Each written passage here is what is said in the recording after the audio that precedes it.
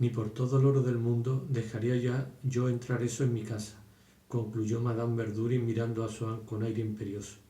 Indudablemente no esperaba que Swann se sometiese hasta el punto de imitar la santa simplicidad de la tía del pianista, que acababa de exclamar: «¿Qué les parece? Lo que me asombra es que todavía haya personas dispuestas a hablarles. A mí me daría miedo. Es tan fácil recibir un mal golpe. ¿Cómo es posible que haya gente tan bruta que corra tras ello?» O que no contestase, por lo menos como Forcheville. «Bueno, es una duquesa. Hay gentes a las que eso todavía impresiona». Frase que había permitido a Madame Verdurin replicar: «Que les aproveche». En cambio Swann se limitó a reír con un gesto que significaba que ni siquiera podía tomar en serio semejante extravagancia. Monsieur Verdurin, que seguía lanzando sobre su mujer miradas furtivas, veía con tristeza y comprendía perfectamente que la dominaba la cólera de un gran inquisidor que no consigue extirpar la herejía, y con ánimo de conseguir de Swann una retractación, porque el coraje de las opiniones propias siempre carece de cálculo y cobardía a ojos de aquellos contra quienes ejerce, Monsieur Verdurin le interpeló: «Díganos francamente lo que piensa, no iremos a contárselo». A lo que Swann respondió: «Pero si no es por miedo a la duquesa, si es que usted se refiere a los La Tremoille, le aseguro que a todo el mundo le gusta ir a su casa. No digo que sea profunda». Pronunció profunda como si hubiese sido una palabra ridícula, porque su lenguaje conservaba huellas de hábitos espirituales que cierta renovación, marcada por el amor a la música, le había hecho perder momentáneamente. A veces expresaba sus opiniones con ardor. Pero, con toda franqueza, es una mujer inteligente y su marido verdaderamente culto. Son personas fascinantes. Hasta el punto que Madame Verdurin, intuyendo que por culpa de aquel sol infiel no conseguiría realizar la unidad moral del cogollito, en su rabia contra aquel testarudo que no veía cuánto le hacía sufrir sus palabras, no pudo de dejar gritarle desde el fondo del corazón: «Si quiere pensarlo, hágalo, pero por lo menos no venga a decírnoslo». «Todo depende de lo que usted llama inteligencia», dijo Forcheville, que también quería lucirse. «Díganos, Swann, ¿qué entiende por inteligencia?» «Muy bien», exclamó D. «Esas son las grandes cosas de las que le pido que me hable, pero nunca quiere». «Claro que sí», protestó Swann. «Eso sí es una broma, eso sí que es una broma», dijo D. «¿Broma de bromuro?», preguntó el doctor. «¿Opina usted», prosiguió Forcheville, «que inteligencia equivale a cháchara mundana, a la habilidad de ciertas personas para insinuarse?» «Termine sus entremeses para que le puedan retirar el plato», dijo Madame Verdurin en tono agrio, dirigiéndose a Sagnier, que, absorto en sus reflexiones, había dejado de comer, y quizás algo avergonzada del tono que había empleado. «No importa, tómese su tiempo. Si se lo digo es por los demás, porque eso impide servirles. Hay una definición muy curiosa de inteligencia en ese dulce anarquista de Fénelon», dijo Brichot, recalcando la sílaba. «Escuchen», dijo Forcheville, «Escuchen», dijo a Forcheville y al doctor Madame Verdurin. «Va a darnos la definición de inteligencia según Fénelon. Es interesante, no todos los días se tiene ocasión de oírla». Pero Brichot estaba esperando a que Swann diese la suya. Este no respondió y, escurriendo el bulto, hizo fracasar la brillante justa que Madame Verdurin se congratulaba de ofrecer a Forcheville. «Ya lo ve, hace lo mismo conmigo», dijo en tono enfurruñado. «No me molesta descubrir que no soy la única a quien no considera a su altura. Esos las Tremoille que Madame Verdurin nos ha pintado como tan poco recomendable», dijo Brichot, articulando con fuerza, «no serán descendientes de unos que aquella buena snob de Madame de Sévigné confesaba alegre de conocer porque le componía delante de sus campesinos. Cierto que la marquesa tenía otra razón, y que para ella debía de primar sobre la primera, porque, literata hasta la médula, ponía su correspondencia por encima de todo, y en el diario que regularmente enviaba a su hija era Madame de la Tremouille quien documentaba, gracias a sus ilustres parientes, la que se ocupaba de política extranjera. No, no creo que sea la misma familia, dijo por si acaso Madame Verdurin. Saniet, que desde que había entregado precipitadamente al mayordomo su plato todavía lleno, había vuelto a sumirse en un silencio meditativo, emergió al fin para contar, riéndose, la anécdota de una cena con el duque de la Tremouille. Anécdota de la que resultaba que éste no sabía que George Sand era el seudónimo de una mujer. Swann, que tenía simpatía por Sainet, creyó oportuno proporcionarle algunos detalles sobre la cultura del duque para demostrar que semejante ignorancia era de su parte materialmente imposible, pero de pronto se calló. Acababa de comprender que Saniet no tenía necesidad de tales pruebas y sabía de sobra que la historia era falsa por la sencilla razón de que acababa de inventársela. Aquel hombre excelente sufría viendo que los Verdurin lo tomaban por un pelma, y consciente de haber estado en aquella cena más incluso todavía que de costumbre, no había querido dejarla concluir sin decir algo gracioso. Capituló tan pronto, pareció tan infeliz al ver cómo fallaba el efecto con que había contado, y respondió a Swann en un tono tan vil para que éste no se encarnizase en una refutación ahora ya inútil. Bueno, en todo caso, incluso aunque me equivoque, no creo que sea un crimen. Que Swann hubiera deseado poder decir que la anécdota era verdadera y deliciosa. Al doctor, que lo había escuchado, le pareció oportuno decir «se non è vero», pero no estaba muy seguro de las palabras y tuvo miedo de embarullarse. Acabada la cena, fue Forcheville quien se dirigió al doctor. No debía de estar mal Madame Verdurin. Y encima es una mujer con la que se puede hablar, y para mí eso es lo más importante. Algo entrada en años, desde luego. La que sí parece inteligente es esa mujercita de Madame de Crécy, canastos. Se ve que tiene el ojo americano. Estábamos hablando de Madame de Crécy, le dijo a Monsieur Verdurin, que se acercaba con la pipa en la boca. Me imagino que como cuerpo, mejor meterse en la cama con ella que con el diablo, dijo precipitadamente Cottard, que desde hacía un rato esperaba inútilmente a que Forcheville recobrase el aliento para colocar esa vieja broma, temiendo perder la oportunidad si la conversación tomaba otro derrotero, y la soltó con ese exceso de espontaneidad y seguridad con que se intenta enmascarar la frialdad y la desazón inseparables de todo recitado. Forcheville la conocía, la entendió y se divirtió con ella. Tampoco Monsieur Verdurin escatimó su alegría, porque hacía poco que había encontrado para expresarla un símbolo distinto del que empleaba su mujer, pero igual de sencillo y de claro. Nada más empezar a hacer el movimiento de cabeza y hombros propio de quien se desternilla de risa, se ponía a toser como si por reírse demasiado fuerte se hubiese atragantado con el humo de la pipa, y sin quitársela de la comisura de la boca, prolongaba indefinidamente el simulacro de ahogo y de hilaridad. Por eso él y Madame Verdurin, que enfrente y mientras escuchaba al pintor contarle una historia, cerraba los ojos antes de hundir el rostro entre las manos, hacían pensar en dos máscaras de teatro expresando de modo diverso la alegría. Monsieur Verdurin, por otro lado, había hecho bien en no quitarse la pipa de la boca, porque el Cottard, que tenía necesidad de salir un momento, dijo a media voz una chanza aprendida hacía poco y que repetía cada vez que debía ir al mismo lugar. Tengo que irme a echar una parrafada con el duque d'Aumale. De modo que volvió a empezar el acceso de tos de Monsieur Verdurin. Venga, quítate la pipa de la boca, terminarás ahogándote si contienes así la risa, le dijo Madame Verdurin, que venía a ofrecer licores. Qué encantador es su marido, tiene ingenio por 4, declaró Forcheville a Madame Cottard. Gracias, señora. Un viejo soldado como yo nunca rechaza un trago. A Monsieur de Forcheville Odelle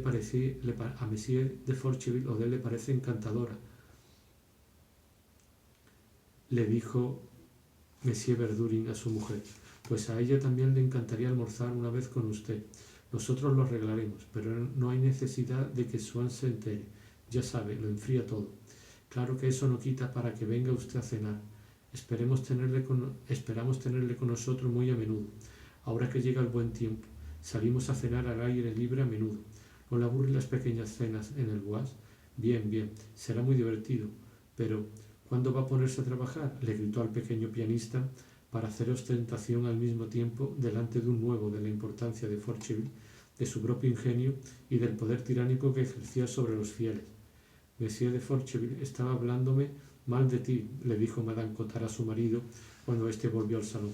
Y Cottard, que seguía con la idea de la nobleza de Forcheville que ocupaba su mente desde el principio de la cena, le dijo: en este momento tengo entre mis enfermos a una baronesa, la baronesa Putbus.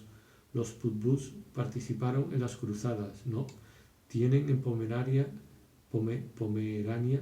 un lago 10 veces mayor que la plaza de la Concorde. La estoy curando de una artritis seca. Es una mujer encantadora. Además, creo que conoce a Madame Verdurin, con lo que permitió a Forcheville, cuando un momento después se encontró a solas con Madame Cottard, completar el juicio favorable que había hecho sobre su marido. Y qué interesante además, se ve que conoce a mucha gente. Caramba, cuántas cosas saben los médicos. Tocaré la frase de la sonata para Monsieur Swann, dijo el pianista. Diantres, esperemos que no sea la serpiente de sonatas, dijo Monsieur de Forcheville intentando lucirse. Pero el doctor Cottard, que nunca había oído ese juego de palabras, no lo captó, y pensando en un error de Monsieur de Forcheville, se apresuró a acercarse para corregirlo. No, no se dice serpiente de sonata, sino serpiente de cascabel, exclamó en tono solícito, impaciente y triunfal. Forcheville le explicó el juego de palabras y el doctor se puso colorado. ¿No le parece que tiene gracia? Bueno, lo conozco hace tanto tiempo, respondió Cottard. Pero se callaron, bajo la agitación de los trémolos de violín que la protegían con su temblorosa indumentaria de 2 octavas de distancia, y lo mismo que, en una región montañosa, tras la inmovilidad aparente y vertiginosa de una cascada, se divisa 200 pies más abajo la forma minúscula de una paseante. La pequeña frase acababa de brotar, lejana, llena de gracia, protegida por la larga caída de aquella cortina transparente, incesante y sonora. Y desde el fondo de su corazón, Swann se dirigió a ella como a una confidente de su amor, como a una amiga de Odette, que había debido decirle que no se preocupase por el tal Forcheville. Llega usted tarde, dijo Madame Verdurin a un fiel al que solo había invitado en calidad de mondadientes. Hemos tenido un brichot incomparable. ¡Qué elocuencia! Pero se ha marchado, ¿verdad, Monsieur Swann?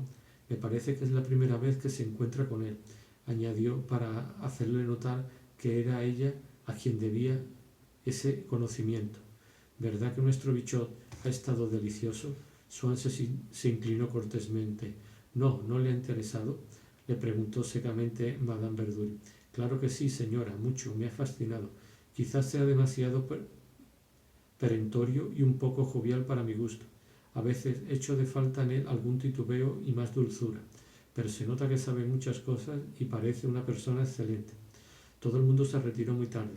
Las primeras palabras de Cottard a su mujer fueron: pocas veces he visto a Madame Verdurin tan animada como esta noche. ¿Qué es exactamente la tal Madame Verdurin? Ni carne ni pescado, le dijo Forcheville al pintor, a quien propuso acompañarle a su casa. Odette lo vio alejarse con pena.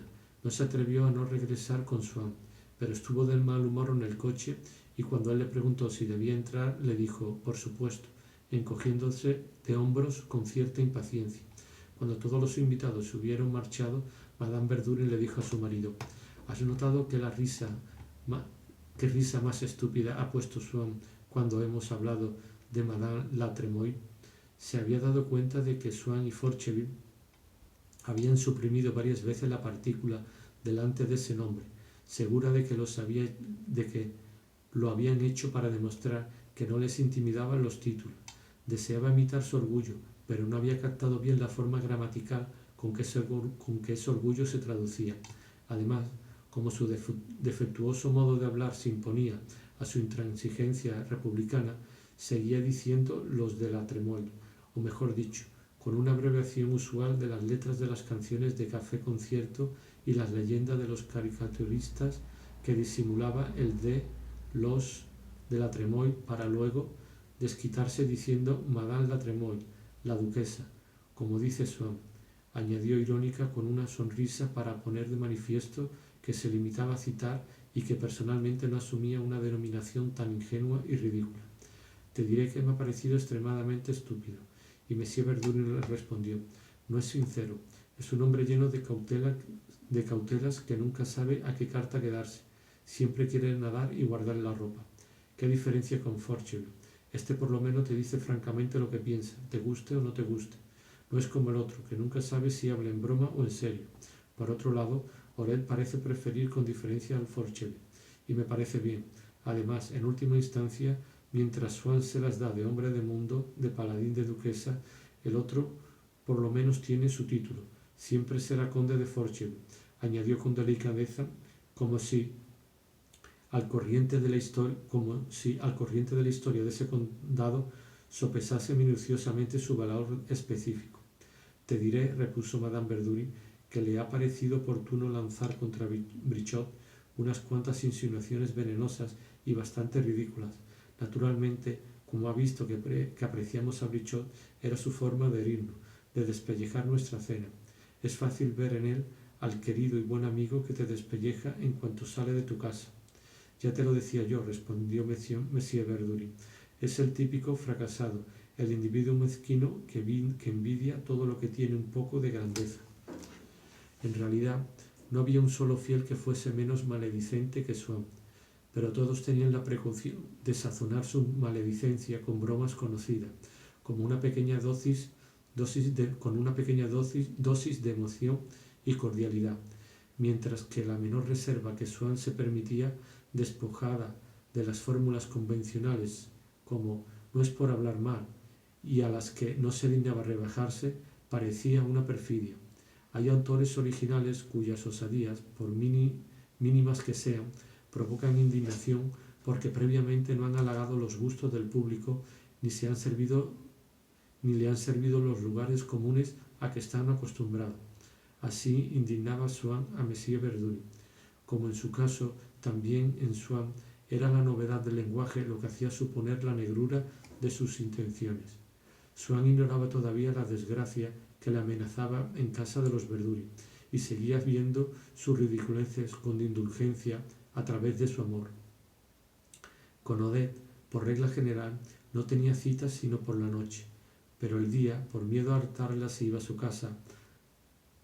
Pero de día, por miedo a hartarla, si iba a su casa, había deseado al menos no cesar de ocupar su pensamiento, y en todo instante buscaba ocasiones para intervenir en él, aunque de un modo agradable para ella. Si en el escaparate de un florista o de un joyero le encantaba la vista de una planta o de una alhaja, acto seguido pensaba mandárselas a Odette, imaginando que el placer que le habrían procurado, sentido por ella, acrecentaría su cariño por él, y las mandaría llevar inmediatamente a la calle La Perouse, para no retrasar el instante en que, por recibir ella algo suyo, se sentiría en cierta forma más cerca de Odette.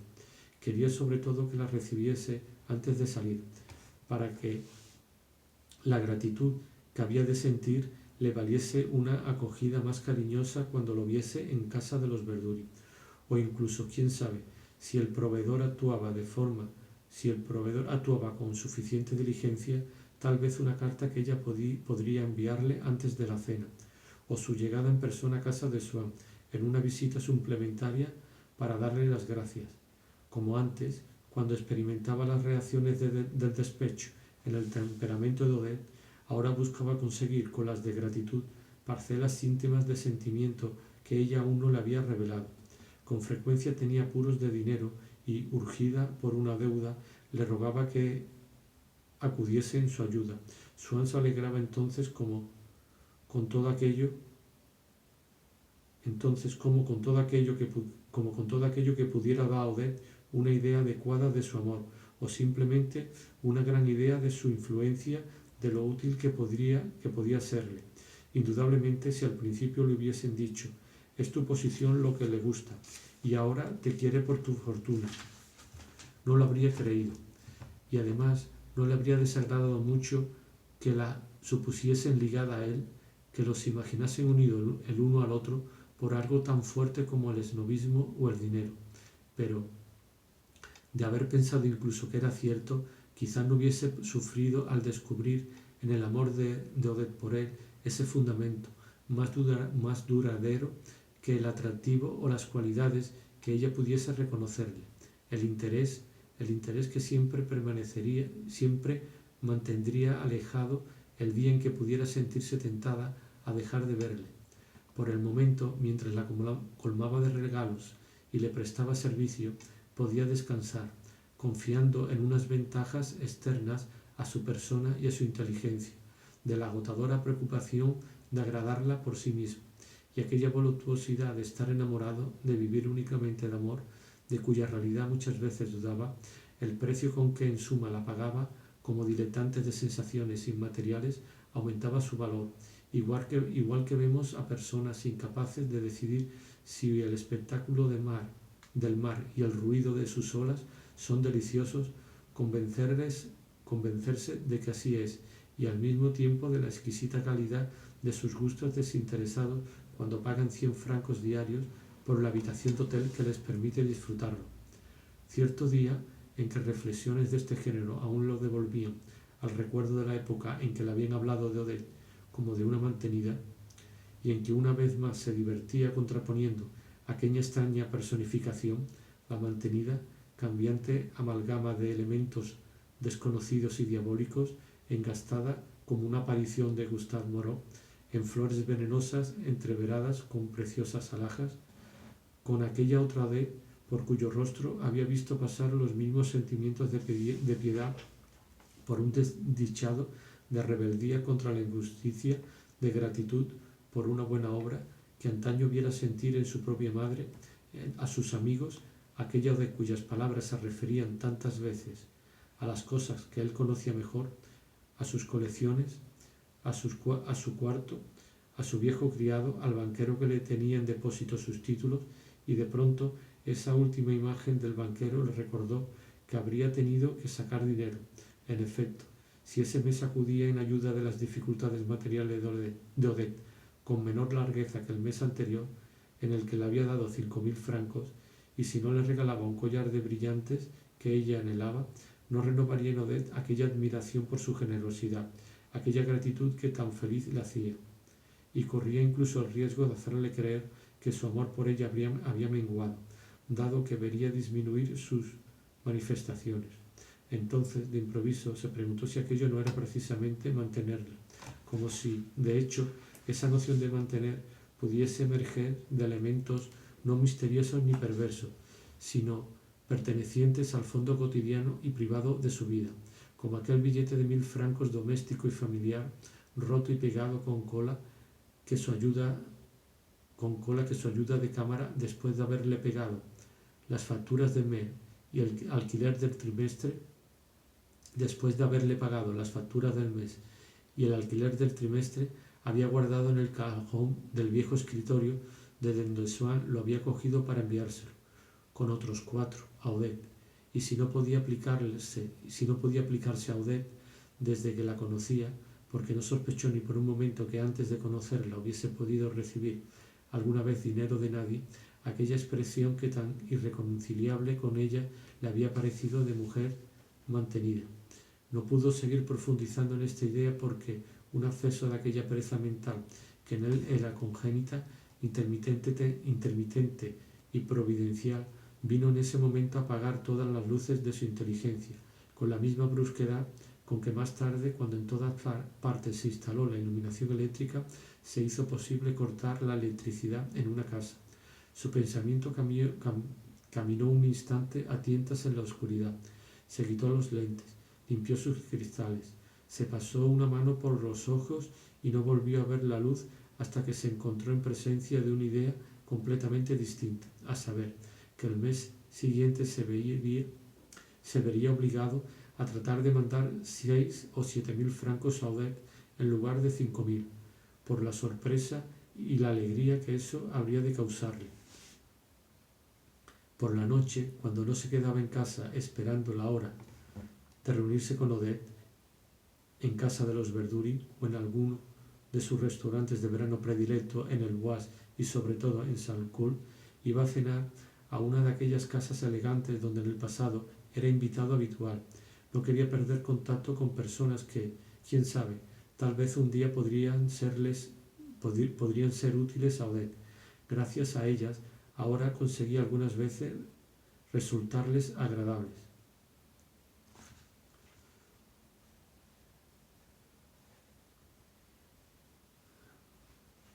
Además, la larga frecuentación de la alta sociedad del lujo le había llevado a despreciarlo y a necesitarlos al mismo tiempo, de suerte que cuando había empezado a situar los tugurios más modestos en pie de igualdad con las mansiones más principescas, sus sentidos se habían acostumbrado de tal modo a la segunda que hubiera sentido cierto malestar por encontrarse en los primeros. La misma consideración le merecían en un grado de identidad que no habrían podido creer los pequeños burgueses que daban baile en el quinto piso de una escalera de descansillo de la izquierda que la princesa de Parma que daba en su palacio las fiestas más hermosas de París, pero no tenía la sensación de estar en un baile si se hallaba con los señores en la alcoba de la dueña de la casa y a la vista de los lavabos tapados con toalla, de las camas transformadas en guardarropa sobre cuyo edredón se amontonaban abrigos y sombreros. Le causaba la misma sensación de ahogo que pueden causar hoy a personas habituadas a 20 años de electricidad el olor de un quinqué que arde o de una mariposa que humea. El día en que cenaba fuera, mandaba enganchar para las 7:30. Mientras se vestía no dejaba de pensar en Odette, y así no se encontraba solo, porque el constante pensamiento de Odette confería a los momentos en que estaba alejado de ella el mismo encanto singular que aquellos otros señalados por su presencia. Montaba en su carruaje, mas sentía que ese pensamiento había montado con él y se instalaba en sus rodillas, como un animal adorado que se lleva a todas partes y que conservaría a su lado en la mesa, sin que se dieran cuenta los comensales. Lo acariciaba, entraba en calor con él, y, sintiendo una especie de languidez, se dejaba llevar por un ligero estremecimiento que le crispaba el cuello y la nariz, cosa nueva en él, mientras se ponía en el ojal el ramillito de ancolías. Sintiéndose desdichado y triste hacía tiempo, sobre todo desde que Odette había presentado a Formicheville en casa de los Verduri, Sam hubiese preferido ir a descansar un poco al campo, pero no habría tenido valor para abandonar París un solo día mientras Odette estuviese en la ciudad. El aire estaba cálido, eran los días más hermosos de la primavera, y aunque atravesara una ciudad de piedra para refugiarse en algún palacete cerrado, lo que siempre tenía ante los ojos era un parque de su propiedad cerca de Combray, donde desde las 4 en punto, antes de llegar al plantío de espárragos, gracias al viento que sopla de los campos de Meseglis, bajo un cenador, podía disfrutar de tanto frescor como a la orilla del estanque cercado de myosotis y gladiolos, y donde, mientras cenaba, entrelazadas por su jardinero, corrían alrededor de la mesa guirnaldas de grosellas y de rosas. Después de cenar, si la cita en el Bois o en Saint-Cloud era a hora temprana, salía tan deprisa al levantarse de la mesa, sobre todo si la lluvia amenazaba con caer y obligara a recoger antes a los fieles, que en cierta ocasión la princesa de Dessau, en cuya casa se había cenado tarde y de quien Swann se había despedido antes de servir el café para reunirse con los Verdurin en la isla de Bois, dijo: realmente, si Swann tuviera 30 años más y una enfermedad de la vejiga, podría perdonársele que se largara así, pero da la impresión de burlarse de la gente. Swann se decía que el encanto de la primavera no podía ir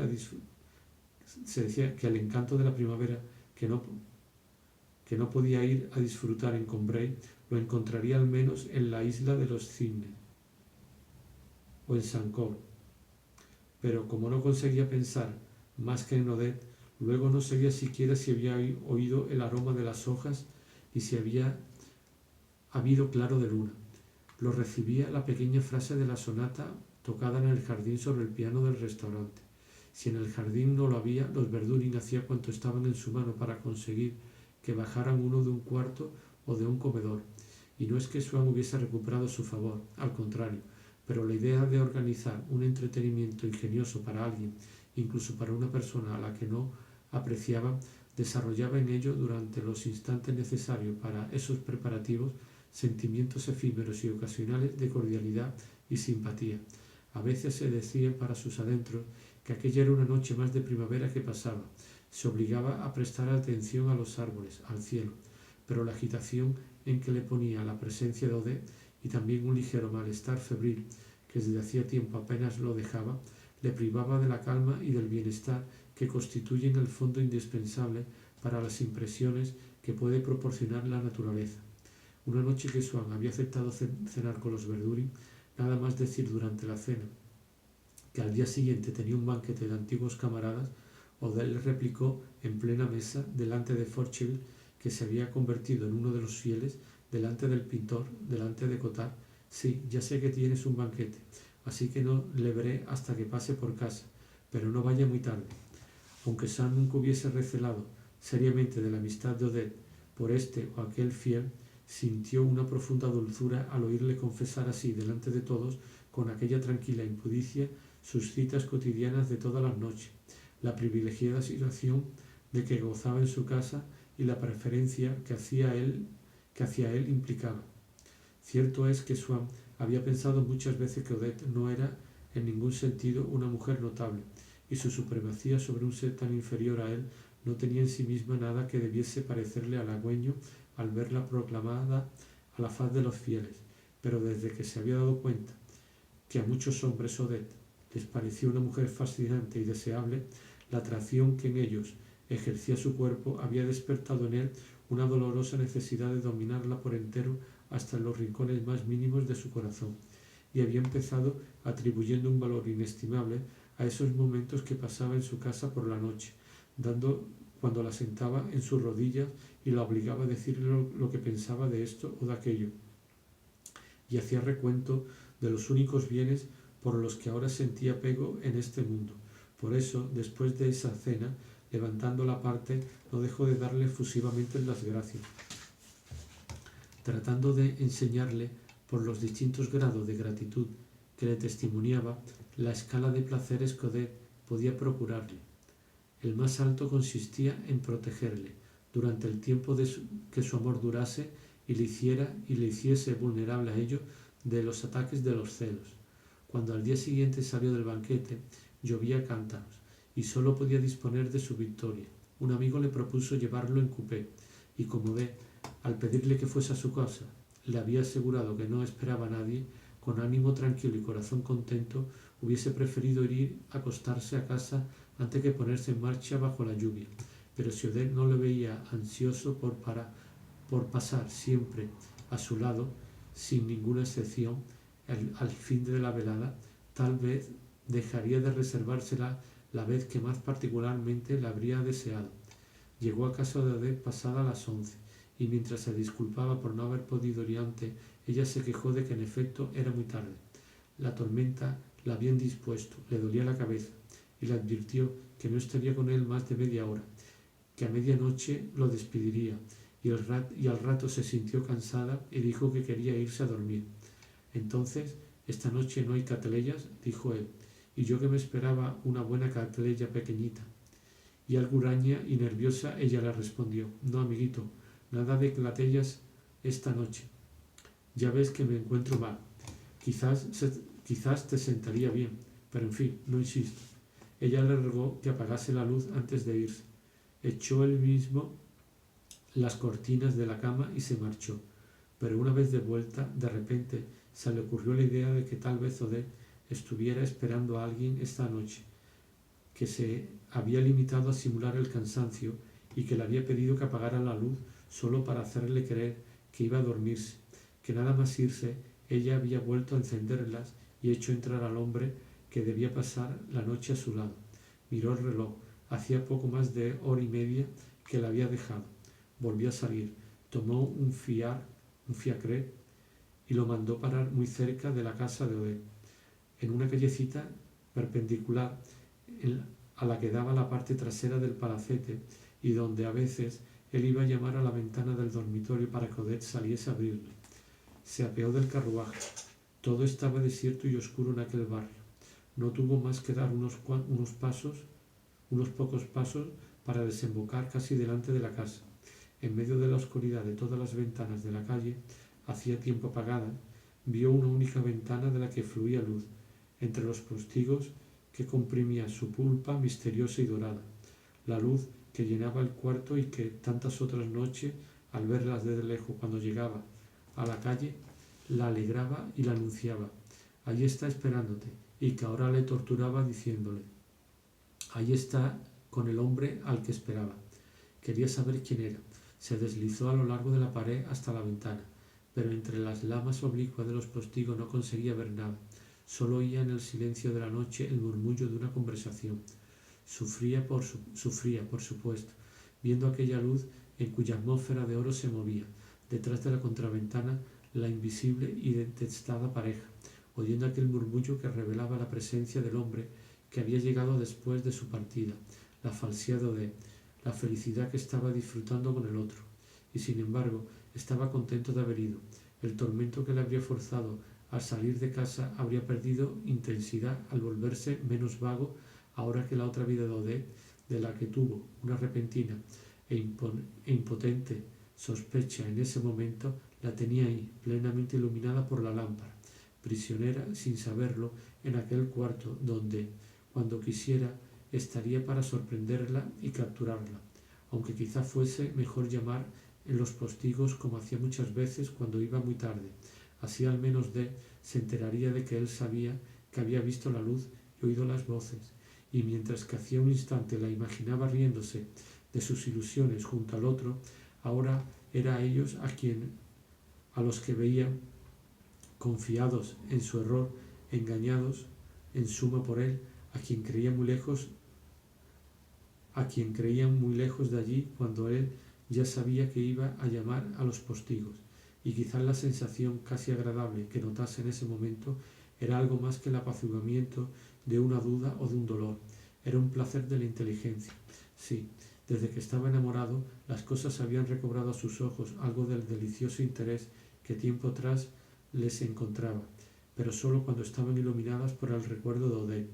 Ahora era una facultad distinta de su juventud estudiosa lo que sus celos reanimaba, la pasión por la verdad, pero una verdad que también se interponía entre él y su amante, recibiendo su propia luz únicamente de sí misma, una verdad puramente individual que tenía por único objeto infinitamente preciado y casi de una belleza desinteresada los actos de Odette, sus relaciones, sus proyectos, su pasado.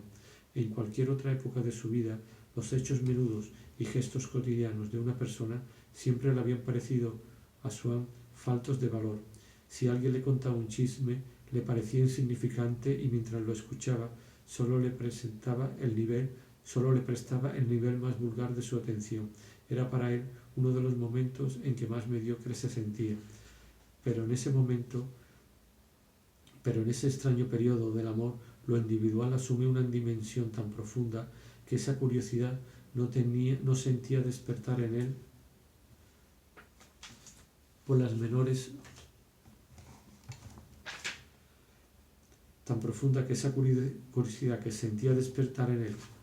las menores ocupaciones de una mujer era la misma que tiempo atrás había sentido por la historia, y todo lo que hasta entonces le había dado vergüenza, espiar delante de una ventana, y mañana, quién sabe si tal vez sonsacar con astucia a los indiferentes, sobornar a los criados, escuchar detrás de las puertas, ya no le parecían lo mismo que el desciframiento de texto, el cotejo de testimonio y la interpretación de monumento, sino otros tantos